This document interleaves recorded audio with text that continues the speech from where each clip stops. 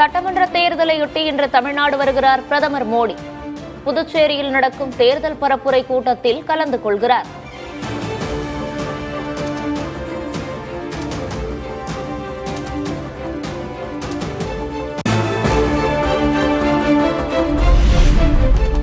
சென்னையில் நாளை நடக்கவிருந்த பிரதமர் மோடியுடனான பாஜக நிர்வாகிகள் சந்திப்பு ரத்து.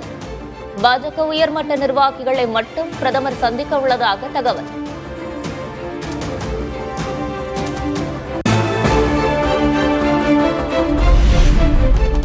தமிழ்நாடு சட்ட ஒழுங்கு டிஜிபியாக நியமிக்கப்பட்ட சந்தீப் ராய் ரத்தோர் பதவியேற்பு. பொறுப்பு டிஜிபி வெங்கட்ராமனை மாற்றி தேர்தல் ஆணையம் நடவடிக்கை.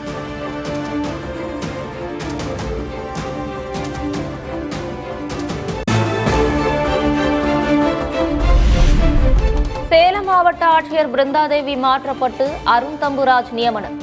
தூத்துக்குடி ஆட்சியர் இளம்பகவத்தை மாற்றி விஷு மகாஜனை நியமித்தது தேர்தல் ஆணையம்.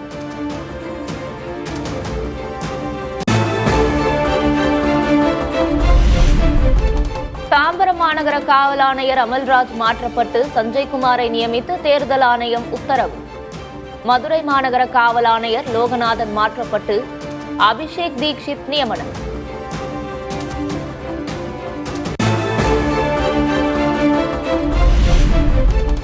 மேற்கு மண்டல ஐஜி சரவண சுந்தரை மாற்றியது தேர்தல் ஆணையம். புதிய ஐஜியாக ரம்யா பாரதியை நியமனம் செய்து உத்தரவு.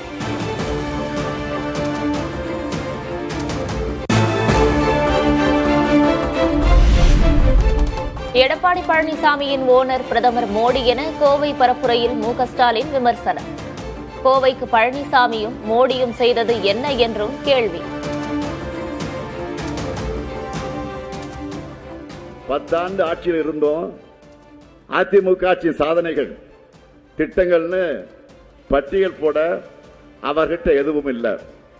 இந்த கஷ்டம் பழனிசாமியை விட அவருடைய ஓனருக்கார முதலாளி பிரதமர் மோடி அவர்களுக்கு இன்னும் அதிகம் இந்த பிரச்சனையில.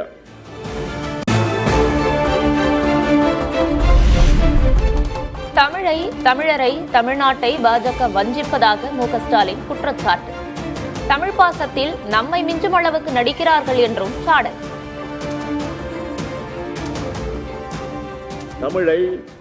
தமிழரை தமிழ்நாட்டை பாஜக வஞ்சிக்கிறது. இன்னும் வெளிப்படையா சொன்னா அவமானப்படுத்துது. தமிழ்நாட்டுக்கு வந்தா தமிழ் பாசத்துல நம்மையே மிஞ்சக்கூடிய அளவுக்கு நடிக்கிறாங்க இல்லையா?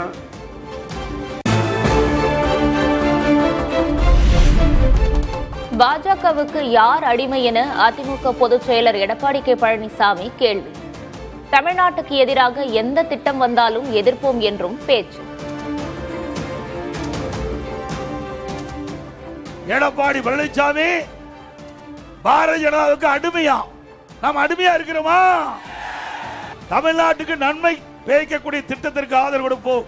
தமிழ்நாட்டு மக்களுக்கு எதிராக எந்த வடிவத்திலே வந்தாலும் நாங்கள் அனுமதிக்க மாட்டோம், அதை எதிர்ப்போம்.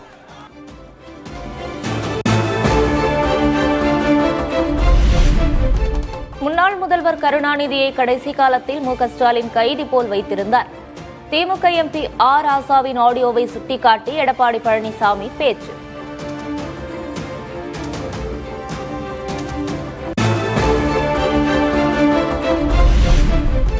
பாஜகவுடன் கூட்டணி வைத்திருந்தாலும் சிறுபான்மையின மக்களுக்கு திமுக பாதிப்புகளை ஏற்படுத்தவில்லை. எடப்பாடி பழனிசாமி விமர்சனத்திற்கு திமுக எம்பி கனிமொழி பதில். இஸ்லாமிய மக்களுக்கு, சிறுபான்மையின மக்களுக்கு எதிராக எதையும் செய்யக்கூடாது என்று அவர்களிடம் திட்டவட்டமாக தெரிவித்து அந்த காமன் மினிமம் புரோகிராம எழுதி வாங்கி அதை தேர்தல் அறிக்கையாக அந்த தேர்தல் அறிக்கையில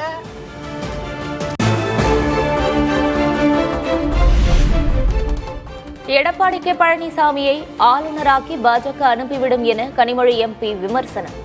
பீகாரில் நிதிஷ்குமார் ராஜினாமா செய்தாரே, அந்த கதிதான் பழனிசாமிக்கும் என்றும் சாடல்.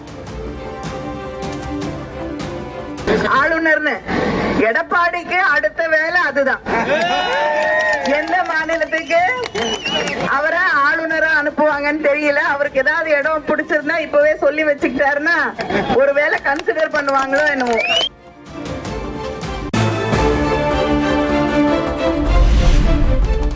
சென்னை எப்போதும் திமுகவின் கோட்டை என துணை முதல்வர் உதயநிதி ஸ்டாலின் கருத்து.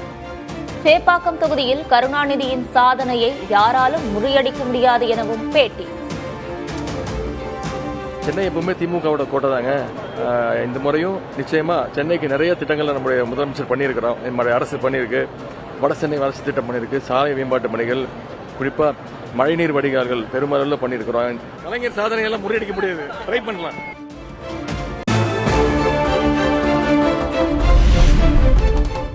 காங்கிரஸ் வேட்பாளர்கள் யார் என்பதில் 85% தேர்வு செய்யப்பட்டுவிட்டது. டெல்லியில் ஆலோசனை கூட்டத்திற்கு பிறகு தமிழ்நாடு காங்கிரஸ் கமிட்டி தலைவர் செல்வ பெருந்தகை பேட்டி. ஏறக்குறைய 85 விழுக்காடு தொகுதிகளில் வேட்பாளர்களை அடையாளம் கொண்டிருக்கிறார்கள்.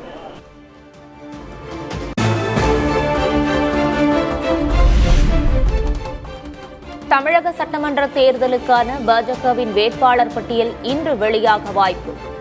வேட்பாளர்களை அறிவிக்க சென்னை வருகிறார் பாஜக மேலிட பொறுப்பாளர் பியூஷ் கோயல்.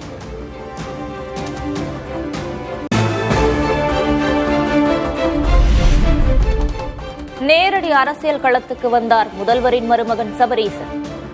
திமுக குடும்பத்தில் அடுத்த அரசியலர் அறிமுகம்.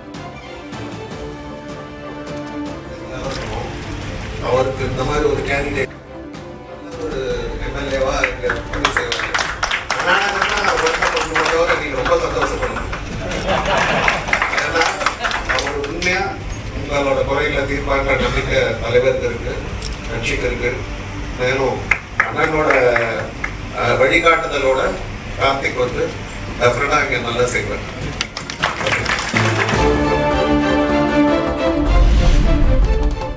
திமுக குடும்பத்தில் 4 அதிகார மையங்கள் என்று விமர்சித்திருந்த எடப்பாடி கே பழனிசாமி.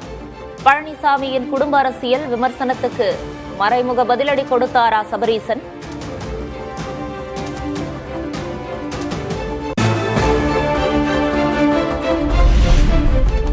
இரு இடங்களில் போட்டியிடுவது தன்னம்பிக்கையின்மையை வெளிப்படுத்துவதாக விமர்சனம். விஜயை மறைமுகமாக தாக்கிய Sabareesan.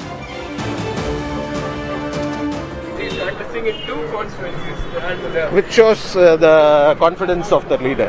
Yeah? Thank you. Vijay பார்த்து பயந்தாலும் அதிக கூட்டணி வச்சிருக்கோம் வராரு. எங்களுக்கு ஸ்கீம்ஸ் இருக்குங்க, எங்களுக்கு கான்ஃபிடன்ஸ் இருக்கு, ஒன்றும் ப்ராப்ளம் இல்லை. தேங்க்யூ.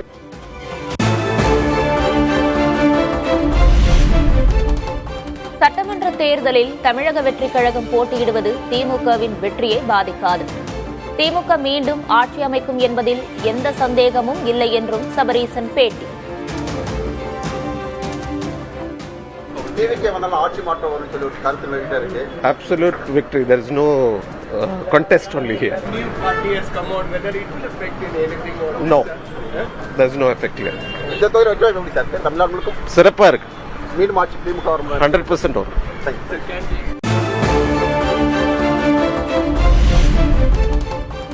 அடிப்படை வசதிகளையே செய்யாத தீய சக்தி திமுக என விஜய் விமர்சனம்.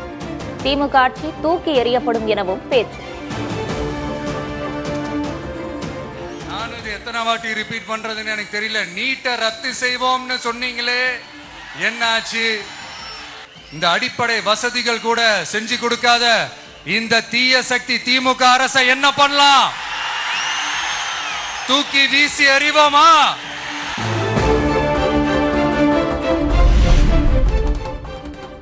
ஜனநாயகன் படத்தை வெளியிட விடாமல் கூட்டு சூழ்ச்சி நடப்பதாக விஜய் குற்றச்சாட்டு. தனக்கு நீதி வேண்டும் என்றும் திருச்சியில் பேச்சு. இந்த கரூர் நிகழ்ச்சி சூழ்ச்சின்னு பலர் சொல்றது மாதிரி நம்ம கடைசி படமான ஜனநாயகன் அதான் இந்த தேர்தலில் நமக்கு மிகப்பெரிய ஆயுதமா மாறிடுமோன்னு ஒரு கூட்டு சூழ்ச்சி. அதனால உங்களுக்காக நீதி கேட்க வந்த எனக்கும் சேர்த்துதான் நீதி வேண்டும்.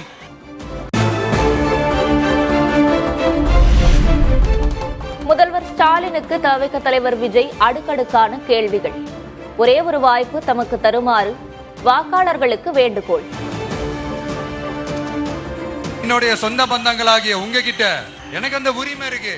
எனக்கு ஒரு வாய்ப்பு கொடுங்க, எனக்கு ஒரு சான்ஸ் கொடுங்கன்னு உங்ககிட்ட கேட்காம வேற யாருக்கிட்ட நான் கேட்பேன்? அதனால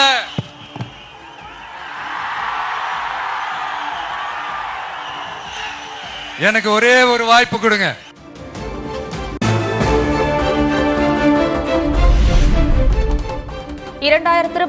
தேர்தலில் உதயசூரியன் சின்னத்திற்கு மக்கள் வாக்களித்ததால் தமிழகம் இருண்டு விட்டதாக சீமான் விமர்சனம். விஜய் 2 தொகுதிகளில் போட்டியிடுவது தொடர்பாகவும் கிண்டல். சூரியன் ஓட்டு போட்டா ஐயா வீட்டில் விழுந்துச்சு, நாடு எட்டா போச்சு. ரெட்டலைக்கு ஓட்டு போட்டா 50 வருஷமா ஒரு துளி கூட வெள்ள மொட்டை இல்லையா, ரெட்டலை அங்கேயே தான் இருக்கு. இவரா விசிலா தேட்டரில் ஊதிக்கிட்டு இருந்தா தெருவில் ஊதிக்கிட்டு தெரிய போறேன். கான்பிடண்டா இருங்க, வெற்றி நிச்சயம். அவருக்கே கான்பிடண்ட் 2 தொகுதியில போட்டிருந்தாப்ல.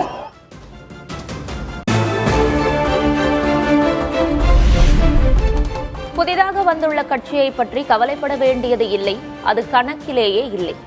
தவிக தலைவர் விஜய் பெயரை குறிப்பிடாமல் அதிமுக முன்னாள் அமைச்சர் SP வேலுமணி விமர்சனம்.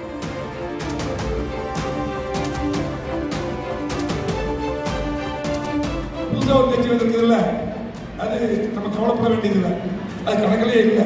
10 நாள் ஆஃப் ஆயிருந்தார், இப்பதான் அறிவிச்சிருக்காங்க. ஆகவே அந்த கட்சியிலும் நடிகர் கட்சியிலும் வேற எங்கேயோ வந்து கொண்டு போட்டிருக்காங்க.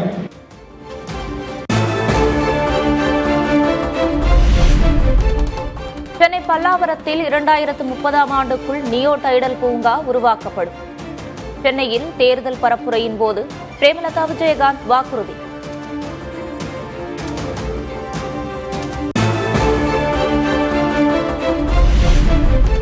பட்டப்படிப்பை முடித்துவிட்டு வெளியூர் வெளிநாடுகளில் கூலி வேலைக்கு செல்லும் நிலை இருப்பதாக திருப்பத்தூர் இளைஞர்கள் வேதனை. மாவட்டத்திலேயே IT நிறுவனம் தொடங்க மக்களுடன் புதிய தலைமுறை நிகழ்ச்சியில் வேண்டுகோள். ஒரு BE சிவில் இன்ஜினியர் பண்ணவன் சிங்கப்பூர்ல போய் டவர் கட்டுற வேலைக்கு போயிட்டு இருக்காங்க. இங்க ஒரு பெரிய டிகிரி படிச்சவங்க பெங்களூர்ல போய் பானிபூரி கடை வைக்கிற சூழ்நிலை தான் இருக்கு. திருப்பத்தூர் மாவட்டத்துல வேலை வாய்ப்பே இல்லைங்க. இன்ஜினியரிங் ஸ்டூடெண்ட் பாயிண்ட் ஆஃப் வியூல வந்து பார்த்தா இங்க நாங்க வந்து ஜாயின் பண்ணும்போது 100% பிளேஸ்மெண்ட்னு சொல்லி தான் இங்கே நியர்பைல இருக்க எல்லா காலேஜும் அப்படி தான் சொல்கிறாங்க. பட் இங்கேருந்து நாங்கள் பிளேஸ்மெண்ட் வெளில போனோன்னா லைக் பெங்களூர் போகணும், சென்னை, ஹைதராபாத் அந்த மாதிரி போகணுமே தவிர எங்கள் சரௌண்டிங்கில் எங்களுக்கு ஒரு நல்ல ஒரு IT கம்பெனி கூட இல்லைன்னு இந்த மாதிரி சொல்லலாம்.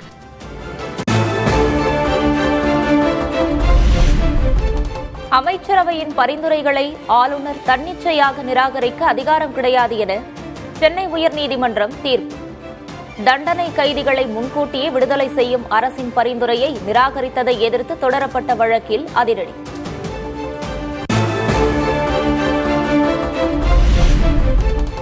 நாகை வேளாங்கண்ணி உட்பட பல்வேறு தேவாலயங்களில் பெரிய வியாழன் நாளையொட்டி சிறப்பு பிரார்த்தனை. பாரம்பரிய சடங்குகளில் திரளானோர் கலந்து கொண்டு வழிபாடு.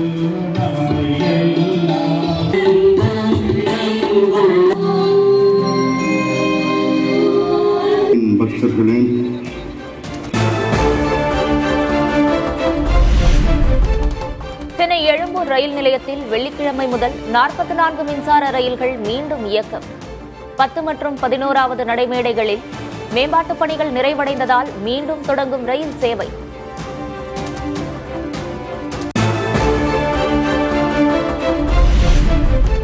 டெல்லியில் பிரதமர் மோடியுடன் ரஷ்யாவின் முதல் துணை பிரதமர் டெனிஸ் மாந்த்ரோவ் சந்திப்பு.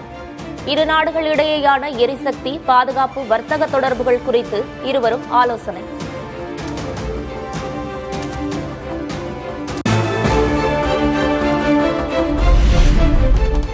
இந்தியாவுக்கு தேவையான எரிபொருட்கள் ஹோர்முஸ் நீரிணை வழியே கடற்படை கப்பல்களின் பாதுகாப்புடன் கொண்டுவரப்படுகின்றன.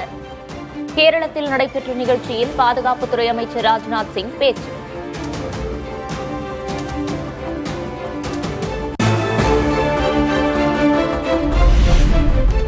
அசாம் முதல்வர் ஹிமந்த பிஸ்வா சர்மா இந்தியாவின் ஊழல் மிகுந்த முதல்வர். தேர்தல் பரப்புரையில் ராகுல் காந்தி குற்றச்சாட்டு.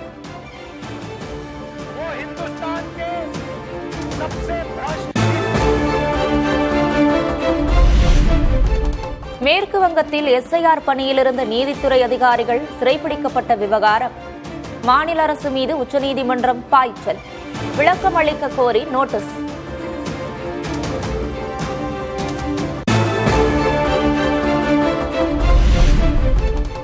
எஸ்ஐஆர் பணியில் இருந்த அதிகாரிகள் கும்பலால் சிறைப்பிடிக்கப்பட்டதற்கு தேர்தல் ஆணையமே பொறுப்பு என மம்தா பானர்ஜி விளக்கம். சட்டம் ஒழுங்கு சீர்குலைந்ததாக தேர்தலை நிறுத்தி ஜனாதிபதி ஆட்சியை கொண்டுவர பாஜக நடத்தும் நாடகம் எனவும் குற்றச்சாட்டு.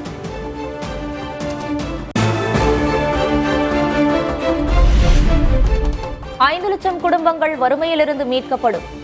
முதியோர் ஓய்வூதிய தொகை 3000 ரூபாயாக உயர்த்தப்படும். கேரளத்தில் இடதுசாரி கூட்டணியின் தேர்தல் அறிக்கையை வெளியிட்டார் முதல்வர் பினராயி விஜயன்.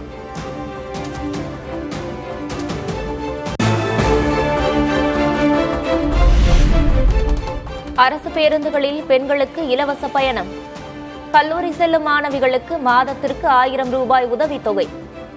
கேரள சட்டமன்ற தேர்தலில் காங்கிரஸ் வாக்குறுதி.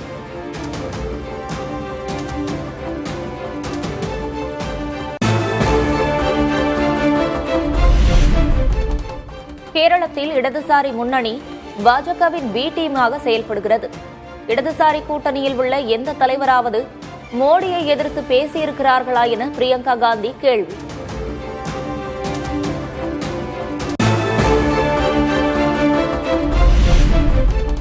ஆம் ஆத்மி கட்சியின் மாநிலங்களவை துணைத் தலைவர் பதவியிலிருந்து ராகவ் சத்தா நீக்கம்.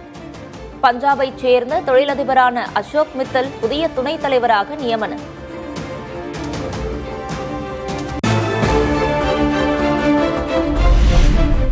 காலதாமதம் ஏற்படும் முன்பு ஒப்பந்தம் மேற்கொள்ள ஈரானுக்கு அமெரிக்க அதிபர் டிரம்ப் மீண்டும் நிர்பந்தம். ஈரானின் மிகப்பெரிய பாலம் தகர்க்கப்பட்டதை சுட்டிக்காட்டி எச்சரிக்கை.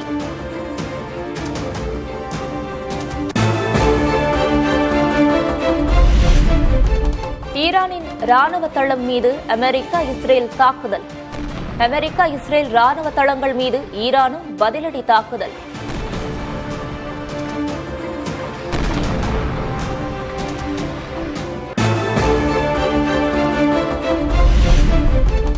ஈராக்கில் உள்ள அமெரிக்கர்கள் உடனடியாக வெளியேறுமாறு அந்நாட்டு தூதரகம் அவசர எச்சரிக்கை.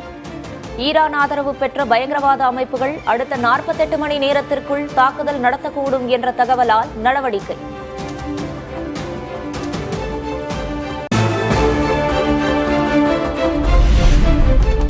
இஸ்ரேல் நகரங்களை குறிவைத்து தொடர் தாக்குதல் நடத்தும் ஈரான் ராணுவம். ஈரானின் ஏவுகணைகள் விழுந்ததில் மழலையர் பள்ளி வளாகம் சேதம்.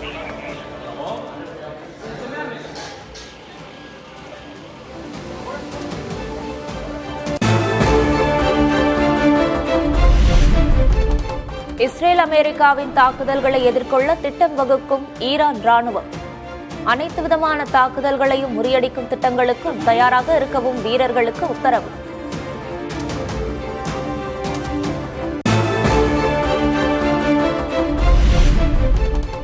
ஹோர்முஸ் நீரிணை வழியாக தடையற்ற கப்பல் போக்குவரத்தை மேற்கொள்ளும் விவகாரம். பஹ்ரைன் கொண்டு வந்த தீர்மானம் மீது ஐநாவில் இன்று வாக்கெடுப்பு.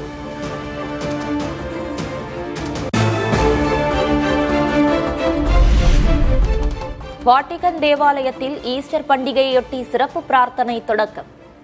பாதம் கழுவும் சடங்கில் போப் லியோ பங்கேற்பு.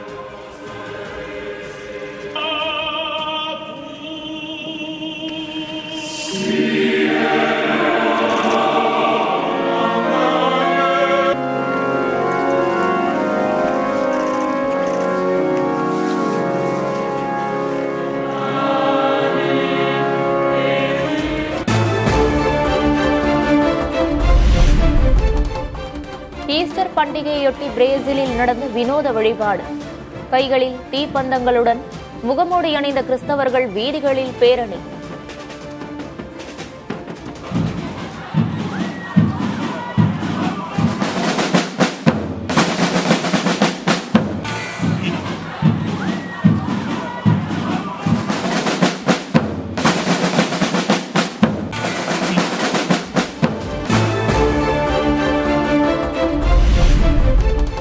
ஐபிஎல் கிரிக்கெட் தொடரில் கொல்கத்தாவை வீழ்த்தியது ஹைதராபாத் அணி. அபார பந்து வீச்சால் 65 ரன்கள் வித்தியாசத்தில் வெற்றி பெற்று அசத்தல்.